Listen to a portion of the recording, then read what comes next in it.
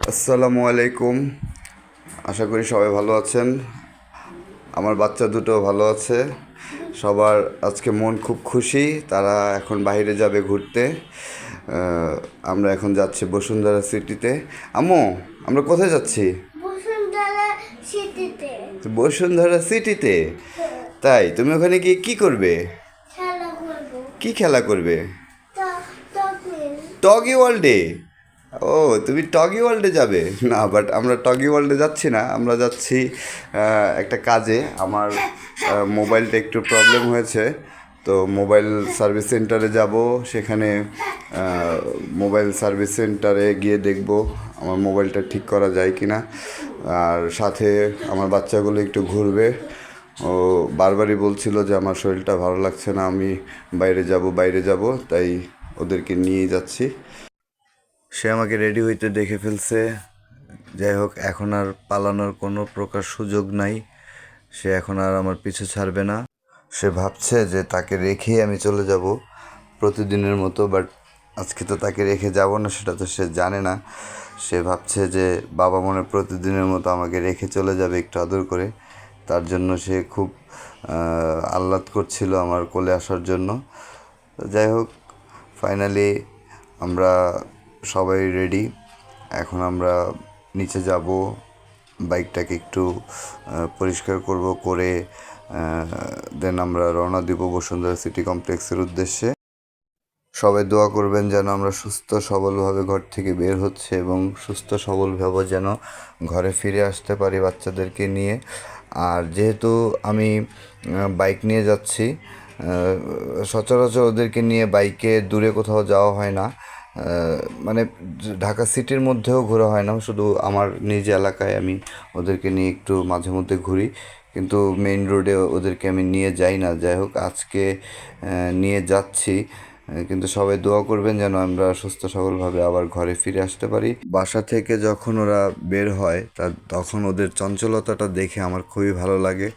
মানে বাসায় ওরা একটু পরপরই আমার বড় মেয়েটা আনাবিয়া, ও আমাকে বারবার বলবে, বাবা আমার ভালো লাগছে না, আমাকে একটু বাইরে নিয়ে যাও, আমাকে একটু বাইরে নিয়ে যাও। বাইরে খেলতে খুব ভালোবাসে। তো বিকেলে মাঝে মধ্যে আম্মু নিয়ে আসে, আমিও সুযোগ পেলে নিয়ে আসি। রাস্তায় বাইক চালানোর ভিডিও আর করব না, আমরা একবারে চলুন বসুন্ধরা সিটি কমপ্লেক্সে গিয়ে আমাদের দেখা হবে। এর মধ্যে আর ভিডিও করব না, একবারে শপিং কমপ্লেক্সে গিয়ে আপনাদেরকে বাকি ভিডিও দেখাবো। ইনশাল্লাহ সবাই দোয়া করবেন আমাদের। তো ফাইনালি চলে এলাম বসুন্ধরা সিটি শপিং কমপ্লেক্স। এখন আমরা ভেতরে যাব। বাইকটা পার্কিং করলাম, বাইকটা পার্কিং করে এই যে বাবুদেরকে নিয়ে হাঁটছি। ওরা খুব মজা করছে এখানে পানি দেখে, তারা খুব আনন্দিত, তারা পানি ধরবে। ছোট বাচ্চা তো প্রায় নেমে যাবে এমন অবস্থা, তারপরও তাকে বুঝিয়ে শুনিয়ে আদর করে তারপর তাকে ভিতরে নিয়ে যাচ্ছি আমরা। তো সে দেখেন, ওর আম্মু বারবার ডাকছে যে আসো আসো, সে মানে কোনোভাবেই সেখান থেকে আসবে না। সে পানি মানে দেখলে বাচ্চারা যে এত খুশি হয়, মাঝে মধ্যে গোসল করতে নিয়ে গেলে সে মানে গোসলখানা থেকে বের হবেই না।